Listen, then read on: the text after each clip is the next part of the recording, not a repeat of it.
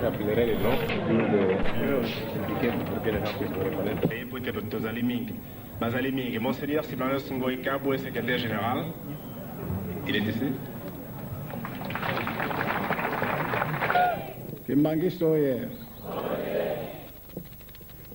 Bakupesa nano binombote na Arab. السلام عليكم جميعا ورحمة الله وبركاته.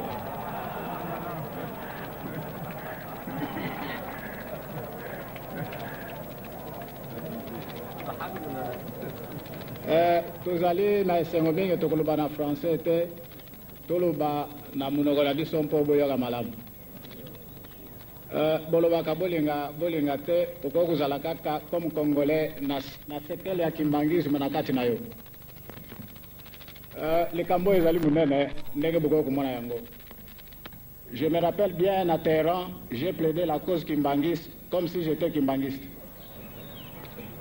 Alors lelo oyo tozali na eloko munene oyo tozali nango na mokili ebimaki ebandaki na Égypte na Caire na université ya Salazar ekei kusila na Canberra na République fédérale ya Australie nde kuna tosalaki traité international ya eloko oyo. Eloko ezali ndenge nini bareligio nyonso ya mokili bamonaki ke mokili eza lisusu kotambola malamu te. Les 5 religions, les grandes religions divines oyo bazokoreprésenter majorité ya peuple du monde, notamment le christianisme, le judaïsme, l'islam, l'hindouisme et le bouddhisme. Kozanga toparticipe na bareligion mosusu ya micro-société oyo tolobaka ezali universaliste. Basanganaki basala eloko moko qui peuvent travailler de pair avec l'ONU. La paix, ce n'est pas les États qui pouvaient donner la paix au monde, c'est les religions qui gèrent les âmes, des hommes qui pouvaient donner la paix na mukilo. C'est ainsi que tout le monde est à la bitumbe zalimboka mobimba. Par tous les guerres et tout ça, religion est comme marginalisé, religion est comme annihilée pour contre.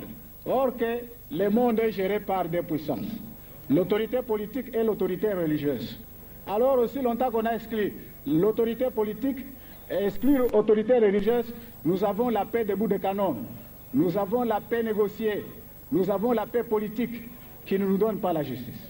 Ne omoni mukili mubimba basangani tusali eloko yo munene ezali intéressant pour na mutu nyonso. Ce n'est pas l'écuménisme s'il vous plaît, c'est le transconfessionnalisme oyo tozosala. Alors, nous avons membres, les États sont membres. Nous avons les États confessionnels qui sont membres, nous avons les États non confessionnels qui sont membres.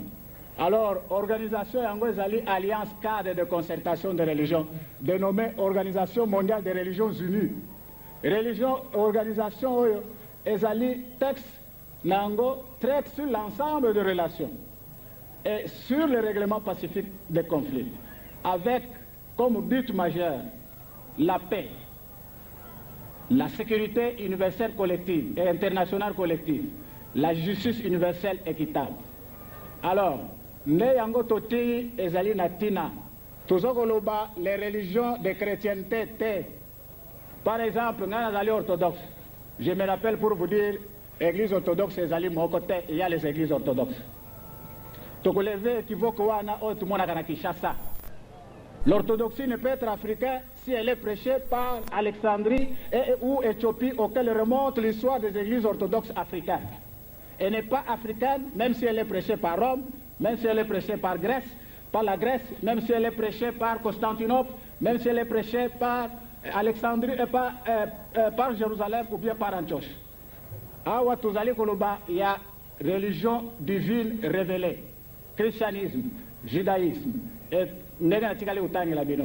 alors, religion nyonso ezali autonome na kati, comme au conseil, comme à l'ONU, ba état nyonso ezali autonome.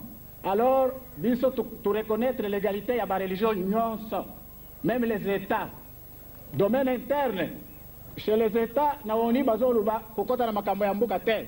Biso pe tokota na makambo ya mbuka te, mais domaine interne na biso tokota na ba doctrine ya ba religion te.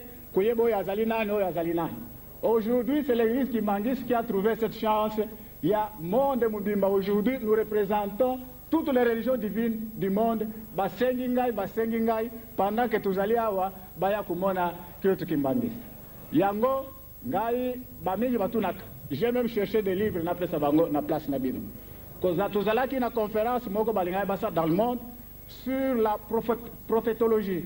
Alors ezaki na posa tout kamata, ngai na insisté tout kamata message à Simon Kimbangu, tout intégré yango na libération ya monde. Ils avaient accepté. C'est ce qui a fait que ngai na ya na délégation awa bino bozala ba partie prenante, bino bosa la cause commune na biso. Alors na boy tuzali tu pesi bino merci mingi. Toyebi ke bozalaki na mukumba munene. Mokonzi ya bule akufaki. Alors biso baso na kumba ya délégation tu pesi bino condoléances na biso. Yami bale toyebi ke ba élever mokonzi mususu oyo a continuer na flambeau ya foi révélé Kimbangisa. Alors yepe tu pesi biso baso na kumba ya délégation félicitations na biso.